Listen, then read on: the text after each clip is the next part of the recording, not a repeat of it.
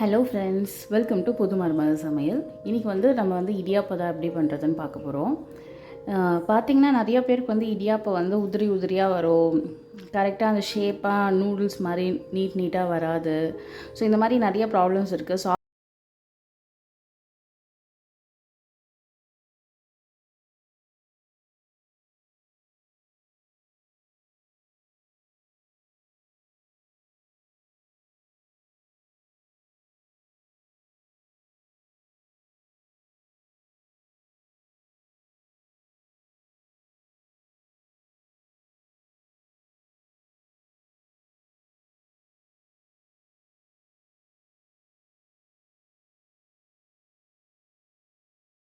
ரேஷனில் கிடச்ச பச்சரிசியை கழுவி வெயிலில் காய வச்சு மிஷினில் கொடுத்து அரைச்சி எடுத்துகிட்டு வந்திருக்கேன். ஸோ இதுலேயே சூப்பராக இடியாப்பம் வரும். ஸோ இடியாப்பம் செய்யறதுக்கு இடியாப்ப மாவு இதுதான். ஸோ முதல்ல ஒரு கடாய் எடுத்துக்கோங்க. இதில் நான் இடியாப்ப மாவு ஆட் பண்ண போகிறேன். இங்கே பாருங்க, 1 2 3. ஃப்ளேம் சிம்மில் வச்சுக்கோங்க. அதாவது தீயக்கூடாது. லைட்டாக சூடு ஏற பதத்துக்கு மட்டும் தான் வறுக்க போகிறோம். 4 இந்த கிண்ணத்தில் நான் 4 எடுத்திருக்கேன். இப்போ பாருங்கள், ஒரு அரை டேபிள் ஸ்பூன் போல் சால்ட். ஸோ இதை கொஞ்சம் மீடியம் ஃப்ளேமில் வச்சு வறுத்துக்கோங்க. லைட்டாக சூடு ஏறணும், தீயக்கூடாது. பார்த்து வருங்க, தீயாமல் லைட்டாக அரிசி மாவு சூடு ஏறினா போதும்.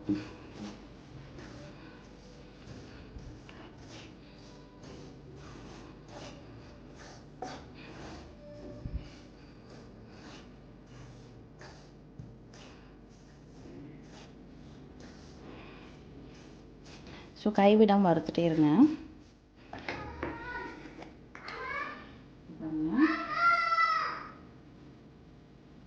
நான் ஒரு 1/4 டீஸ்பூன் போல் சோடா மாவு ஆட் பண்ணிக்கிறேன். இது இடியாப்பம் கொஞ்சம் சாஃப்டாக வரணுன்றதுக்காக.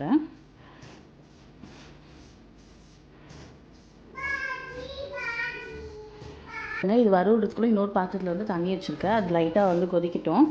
நம்ம மாவு பசைக்கு சுடுதண்ணி தான் யூஸ் பண்ணணும்.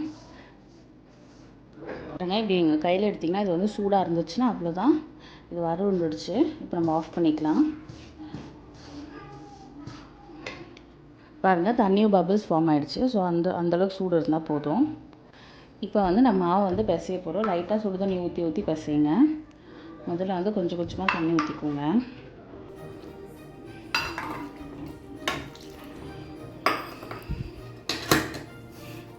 ஸோ சூடாக இருக்கும். இது உங்களால் கையில் பிசைய முடியாது. ஸோ கொஞ்சமாக கரண்டிலே பிசைஞ்சுக்கோங்க. ரொம்ப தண்ணியாலாம் பிசையக்கூடாது. ஒரு சப்பாத்தி மாவு பதத்தில் பிசையணும்.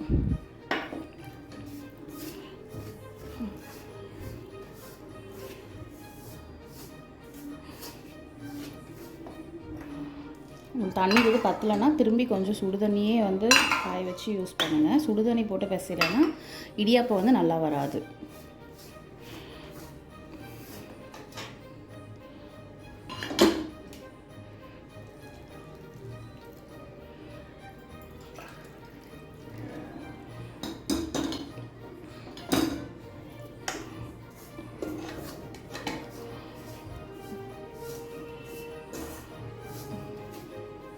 இப்போ பாருங்கள், எல்லா இடத்துலையும் தண்ணி ஸ்ப்ரெட் ஆகுற மாதிரி நல்லா பசைஞ்சுக்கோங்க. தண்ணி ஊற்றி இந்த மாதிரி கையிலே கலரி விட்டுக்கோங்க. ஸோ இப்போ இது சூடாக இருக்கும். கொஞ்சம் ஒரு 5 நிமிஷம் போல் நல்லா சூடு ஆறுனதுக்கப்புறமா நம்ம இதை பசைஞ்சு எடுத்துப்போம். இப்போ பாருங்கள், எல்லா இடத்துலையுமே தண்ணி நல்லா ஸ்ப்ரெட் ஆகிருக்குங்களா. ஸோ இது கரெக்டான இருக்குது. கொஞ்சம் நேரம் ஃபேனில் ஆறட்டும். இப்போ பாருங்கள், நான் எல்லா மாவும் ஒன்றா சேர்த்திட்டேன். நீங்கள் இது சப்பாத்தி மாவு மாதிரி இது நல்லா இழுத்து பிசையணும் அப்படிலாம் ஒன்றும் இல்லை. எல்லா மாவுமே ஒன்றா சேர்ந்து பிசைஞ்சால் போதும். இப்படி எல்லா மாவுமே ஒன்றா சேர்த்து விட்டு லைட்டாக ப்ரெஸ் பண்ணி விட்டிங்கன்னா இதுலேயே இந்த சூட்டுக்கே மாவு வெந்துடும். ஸோ இடியாப்பம் வேகிறதுக்கு பெருசாக டைம்லாம் எடுக்காது. வாங்க நம்ம இடியாப்பம் எப்படி செய்யறதுன்னு பார்ப்போம். பாருங்கள், இன்றைக்கி நான் இடியாப்பம் இடியாப்ப தட்டிலையும் செஞ்சு காமிக்க போகிறேன். அப்புறம் இட்லி பாத்திரத்துலேயே எப்படி செய்யலாம்னு செஞ்சு காமிக்க போகிறேன். பாருங்கள், இந்த மாதிரி இட்லி பாத்திரத்துலேயே எப்படி செய்யலாம்னு பண்ணி காமிக்க போகிறேன். ஸோ நமக்கு வந்து இடியாப்பம் செய்கிறதுக்கு இந்த மாதிரி இடியாப்ப அச்சில் இந்த மாதிரி ஒரு டாட்டாக இருக்கிறது இதுதான் வந்து கரெக்டாக இருக்கும் இடியாப்பம் பண்ணுறதுக்கு. ஸோ இந்த ஒரு பிளேட்டுமே இடியாப்பம் ஸ்டாண்ட் நம்ம எடுத்துக்கிறோம்.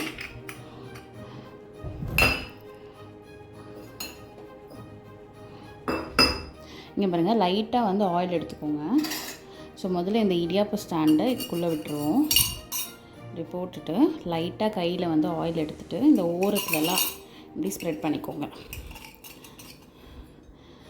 ஓகே, இப்போ இதை வந்து நம்ம வச்சுருவோம். அதுக்கப்புறம் இந்த மாதிரி பிளேட்ஸ்லாம் இருக்குது இல்லையா, இதுலேயுமே நம்ம வந்து லைட்டாக ஆயில் ஸ்ப்ரெட் பண்ணிக்கலாம். லைட்டாக, ரொம்ப அதிகமாக இல்லை, சும்மா ஒட்டாமல் வரதுக்காக வந்து நம்ம வந்து பிளேட்ஸில் ஆயில் வந்து ஸ்ப்ரெட் பண்ணிக்கிறோம்.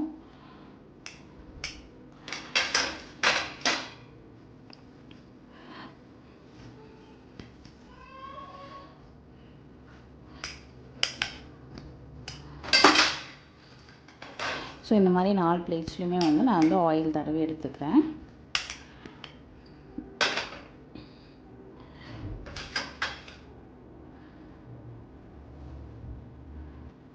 ஸோ நம்ம வந்து பிசைஞ்ச மாவுலேருந்து கொஞ்சமாக அப்படி எடுத்து இதுக்குள்ளே விட்டுருக்கோம்.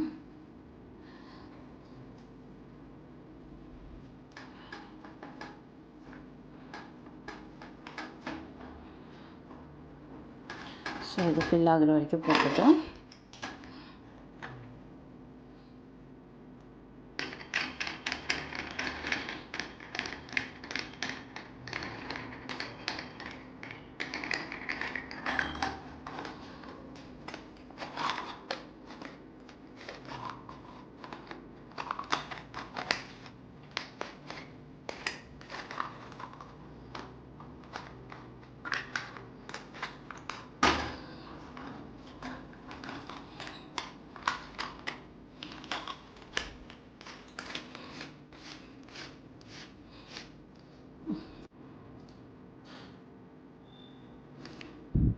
இப்போ வாங்க நம்ம வந்து இடியாப்பம் புழிஞ்சுப்போம்.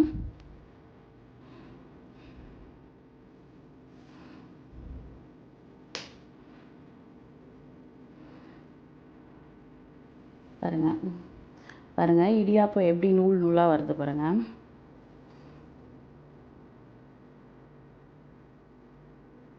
ஸோ இது வந்து நம்ம வந்து ஒரு லேயர் தான் போட போகிறோம். மேலே போட்டிங்கன்னா நல்லா இருக்காது. கரெக்டாக வந்து ஒரே ஒரு லேயர் வர மாதிரி போட்டுக்கோங்க. அவ்வளோதான். இங்கே பாருங்கள், அவ்வளோதான். இதை வந்து இப்படி கையை விட்டு இப்படி எடுத்துக்கோங்க. ஸோ இந்த மாதிரி நம்ம எல்லா தட்டுக்கும் பண்ணி எடுத்துக்கோம்.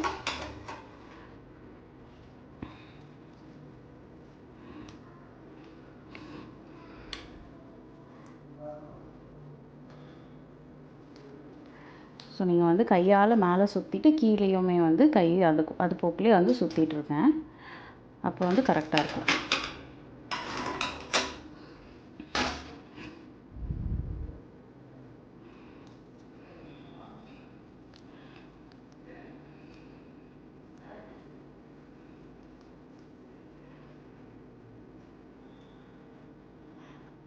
அவ்வளோதான். ஸோ இப்போ நம்ம எடுத்துருக்க ஒரு ரவுண்ட் மாவு வந்து 3 பிளேட்டுக்கு வந்திருக்கு. ஸோ இன்னும் கொஞ்சம் தேவையான நம்ம ஃபில் பண்ணிக்கலாம்.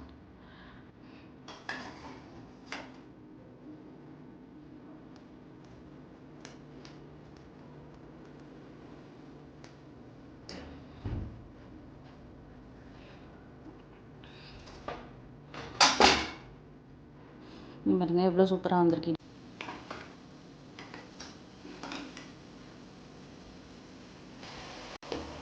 நீங்கள் வந்து அது வேகிறதுக்குள்ளே இந்த மீதி மாவு வந்து நாங்கள் வந்து எப்போவுமே வந்து ஒரு ஈரத்துணியோ இல்லைனா ஒரு மூடியை போட்டு இந்த மாதிரி மூடி விட்டுருங்க. இல்லைனா வந்து மாவு வந்து ட்ரை ஆகிடும். இட்லி பாத்திரத்தில் வந்து நான் வந்து ஒரு அரை சொம்பு போல் தண்ணி ஊற்றி வச்சுருக்கேன். ஸோ இது வந்து ஒலை கொதிச்ச அப்புறமா நம்ம ஊற்றி வச்சுருக்க இடியாப்ப தட்டை இதுக்குள்ளே வச்சுருவோம். ஸோ இது வந்து வேகட்டும். பாருங்கள், ஒரு 3 நிமிஷம் போல் ஆயிடுச்சு. பாருங்கள் இடியாப்பம் சூப்பராக வெந்திருக்கு. ஸோ நீங்கள் தொட்டு பார்க்கும்போது கையில் வந்து ஒட்டக்கூடாது. ஸோ இது வந்து கரெக்டாக வந்திருக்கு. 3 நிமிஷம் தான் ஆச்சு வைக்கிறதுக்கு. ஸோ நம்ம வந்து ஆல்ரெடி வந்து மாவு போட்டு பசைஞ்சதுனால அதிலே பாதி வெந்திருக்கும். ஸோ 3 நிமிஷம் தான் இருக்குங்க. பாருங்கள் நல்லா சாஃப்டாக வந்திருக்கு. ஸோ இது வந்து ஒரு 2 நிமிஷம் போல் ஆறட்டும். அப்போ தான் நம்ம வந்து எடுக்கிறதுக்கு வந்து இது இன்னும் ஒட்டாமல் எடுக்கிறதுக்கு வந்து ஈஸியாக இருக்கும். அதனால ஒரு 2-3 நிமிஷம் போல் ஆறட்டும். இடியாப்பம் பாருங்கள் எப்படி ஒயிட் கலரில் வந்திருக்கு, சாஃப்டாக இருக்குது. உங்களுக்கு பார்த்தா தெரியுதா வீடியோவில்? இங்கே பாருங்கள் எப்படி சாஃப்டாக இருக்குது. ஸோ நிறைய பேருக்கு வந்து இது வந்து எல்லோ கலரில் வரும், ட்ரையாகவே இருக்கும்னு சொல்லுவீங்க. பாருங்கள் எவ்வளோ நல்லா வந்திருக்கு. இப்போ பாருங்கள் இது வந்து ஆறிடுச்சு. ஸோ நம்ம லைட்டாக வந்து ஓரத்தில் வந்து இந்த மாதிரி எடுத்துப்போம். ஸோ இப்படி ஓரத்தில் லைட்டாக அப்படி பண்ணிவிட்டு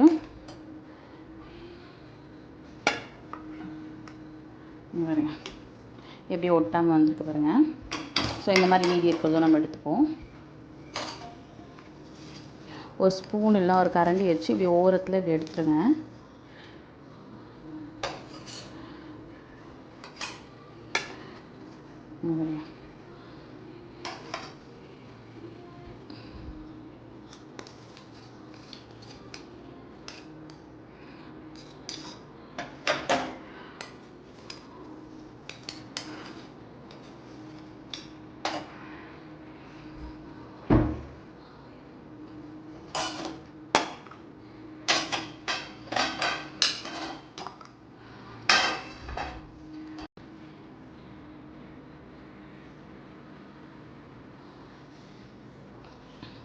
பாருங்கள் இடியாப்பம் எவ்வளோ சாஃப்டாக வந்திருக்கு, கொஞ்சம் கூட பீல பாருங்கள். நம்ம வச்சது அப்படியே இருக்குது, எவ்வளோ லேயராக எப்படி இருக்குது பாருங்கள், எப்படி சாஃப்டாக வந்திருக்கு பாருங்கள். ஸோ அவ்வளோதாங்க, இவ்வளோ சிம்பிளான ரெசிபி தான். இது நம்ம கடையிலலாம் போய் கொடுத்து வாங்கணும்னு இல்லை, வீட்லேயே வந்து சூப்பராக வீட்டில் இருக்கிற ரேஷன் அரிசியிலே பண்ணிக்கலாம்.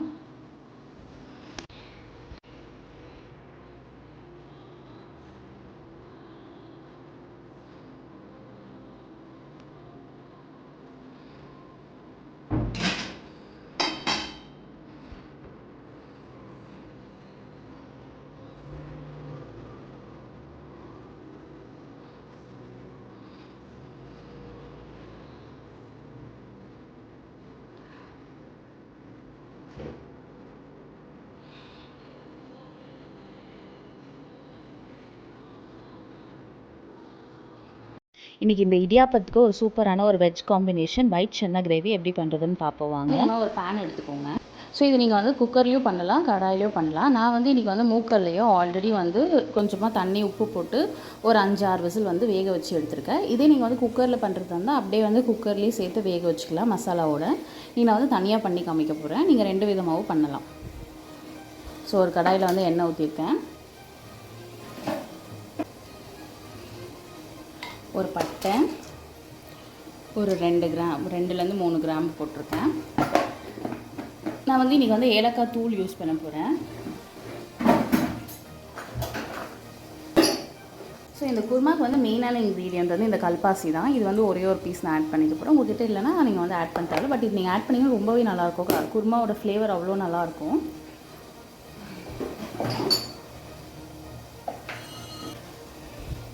ஒரு பச்சை மிளகாய் இந்த மாதிரி உடச்சி ஆட் பண்ணிக்கிறேன்.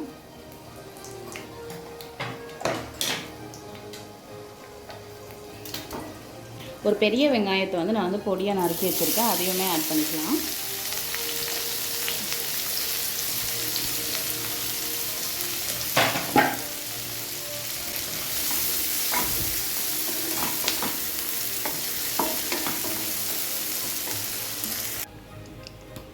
பாருங்கள் ஒரு 8-10 பல்லு போல் பூண்டு, ஒரு சின்ன துண்டு வந்து இஞ்சி, இது வந்து நான் இடித்து எடுத்துக்கிறேன். இது வந்து நீங்கள் மிக்சிலேயே போட்டு எடுத்துக்கலாம். ஒரே ஒரு சின்ன ஒரு ஸ்பூன் போல் இஞ்சி தான் தேவைப்படும், ஒரு சின்ன டீஸ்பூன் போல். அதனால் வந்து நான் வந்து அம்மியில் இடித்து எடுத்துக்கிறேன். அதுவும் இல்லாமல் இது வந்து ஒன்றும் பதிகமாக இடித்து எடுக்கும்போது டேஸ்ட் நல்லாயிருக்கும்.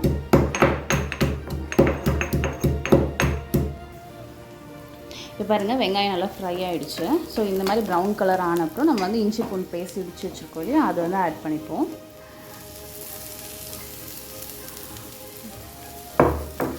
இது கொஞ்சம் ஃப்ரை ஆகட்டும். கொஞ்சம் மீடியம் ஃப்ளேம்லேயே ஃப்ரை பண்ணிக்கோங்க, ஏன்னா இஞ்சி பூண்டு பேஸ்ட் வந்து லைட்டாக அடி பிடிக்கும். அதனால் லைட்டாக மீடியம் ஃப்ளேமில் வச்சுக்கோங்க. பாருங்கள் ஒரு பெரிய வெங்காயத்துக்கு வந்து நான் வந்து சின்ன தக்காளி 2 எடுத்துருக்கேன். இது பெரிய தக்காளினா நீங்கள் வந்து 1 எடுத்துக்கலாம். இது வந்து ஃபைனாக சாப் பண்ணி எடுத்துக்கலாம். இப்போ இஞ்சி பூண்டு பேஸ்ட் வந்து ஃப்ரை ஆகிடுச்சு. நம்ம வந்து டொமேட்டோ ஆட் பண்ணிப்போம்.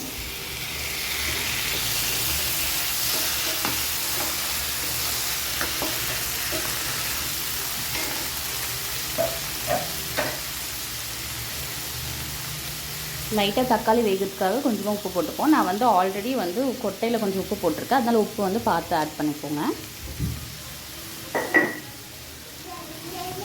இப்போ வாங்க தக்காளி வேகிறதுக்குள்ளே நம்ம வந்து ஒரு மசாலா பேஸ்ட் அரைச்சிட்டு வந்துடுவோம்.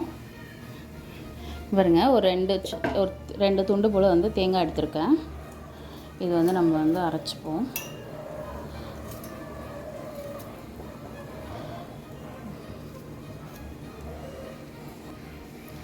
இங்கே பாருங்க, தேங்காய் வந்து பொடியாக நறுக்கி வச்சுருக்கேன்.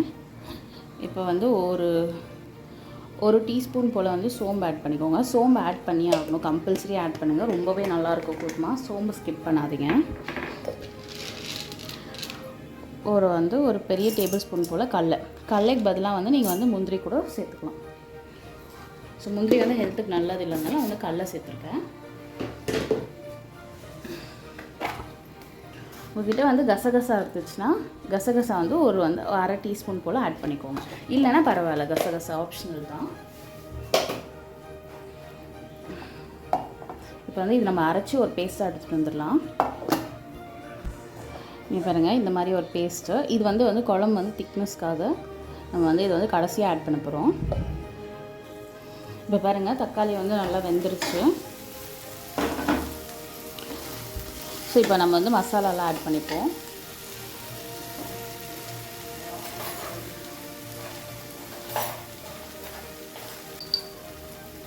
ஒரு 1/4 டீஸ்பூன் போல் மஞ்சள் தூள் ஆட் பண்ணிக்கோங்க.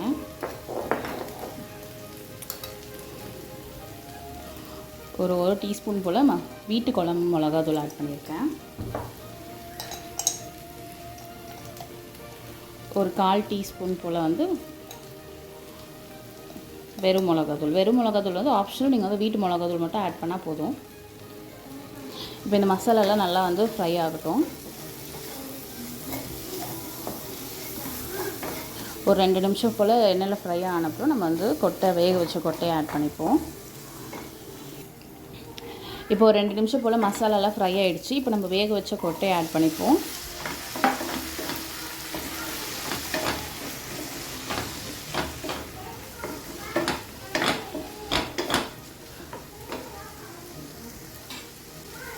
இந்த வேக வச்ச தண்ணி இருக்குங்க இல்லையா, இதுவுமே நான் வந்து ஆட் பண்ணிக்கிறேன்.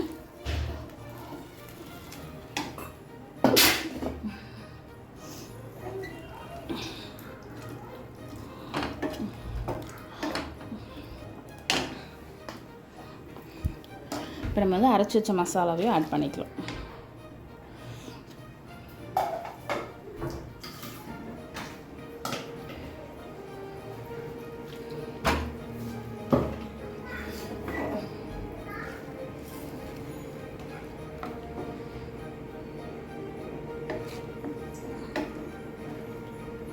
ஸோ இது ஒரு 5 நிமிஷம் போல் கொதிக்கட்டும். இந்த ஸ்டேஜில் உப்பு காரம்லாம் கரெக்டாக இருக்கான்னு பார்த்துக்கோங்க.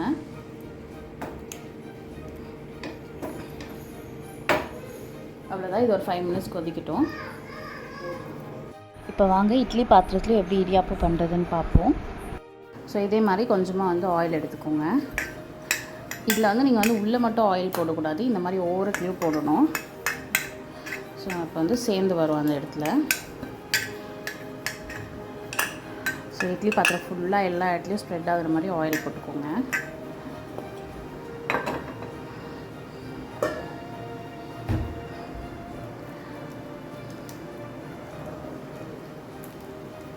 ஸோ இந்த மாதிரி ஃபுல்லாக ரவுண்டாக ஒரு 2 சுற்று போல் எடுத்துக்கோங்க.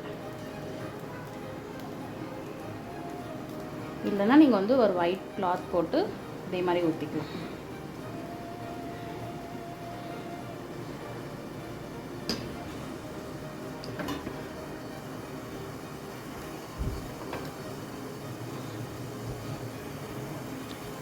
பாருங்க, இப்போ இதே மாதிரி ஒலை கொதிச்சதோ இதுவுமே போட்டு ஒரு 3 நிமிஷம் போல் வேக வச்சு எடுத்துப்போம்.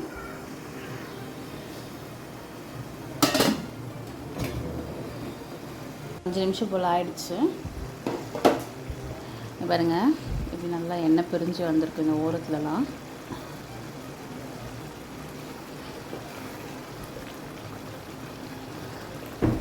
அவ்வளோதான், நம்ம வந்து ஃப்ளேம் ஆஃப் பண்ணிடுவோம்.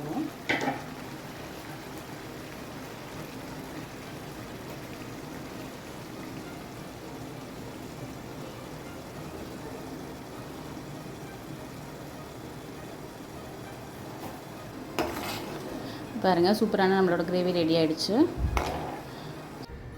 இங்கே பாருங்கள் சூப்பரான நம்மளோட idiyappam with chana gravy ready ஆகிடுச்சு. ஸோ இதுவுமே ஒரு சூப்பரான காம்பினேஷனாக இருக்கும். நாங்கள் இதை நம்ம டேஸ்ட் பண்ணிடுவோம்.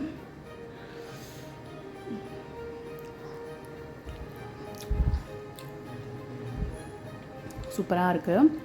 ஸோ இதை வந்து இடியாப்பத்துக்கு நம்ம இன்னொரு காம்பினேஷனும் உங்களுக்கு காமிக்க போகிறேன். பாருங்கள் இதுவுமே வெந்துருச்சு.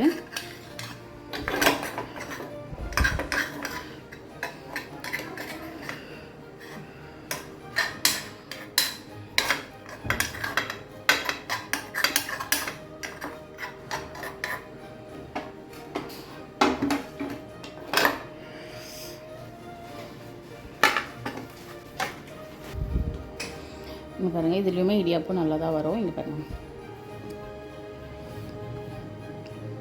அதே ஷேப் உடையாமல் வந்திருக்கு. ஸோ நீங்கள் வந்து ஃபுல்லாக ஃபில்லிங்காக இந்த மாதிரி இந்த இடத்துல வந்து ஃபுல்லாக ஃபில் பண்ணி போட்டிங்கன்னா இன்னும் கொஞ்சம் நல்லா வரும். இல்லை துணி வச்சு போட்டுக்கோங்க. ஸோ இடியாப்ப தட்டு இல்லாதவங்க இந்த மாதிரி இட்லி பாத்திரத்தில் போட்டுக்கலாம். இதிலே வந்து நீங்கள் வந்து ஃபுல்லாக ஃபில்லிங்காக போட்டுக்கலாம். சென்டரில் கூட விடாமல் நீங்கள் இப்படி போட்டிங்கன்னா இந்த சென்டரில் இந்த மாதிரி ஹோல்ஸ் வராது. இல்லை நீங்கள் ஒரு துணி போட்டு அந்த துணி ஃபுல்லாக போட்டுக்கலாம். இல்லைனா குழந்தைங்களுக்கு வந்து இந்த மாதிரி சின்ன சின்ன கேப்பில் வந்து குட்டி குட்டிஸாக செஞ்சு இந்த மாதிரி கொடுக்கலாம்.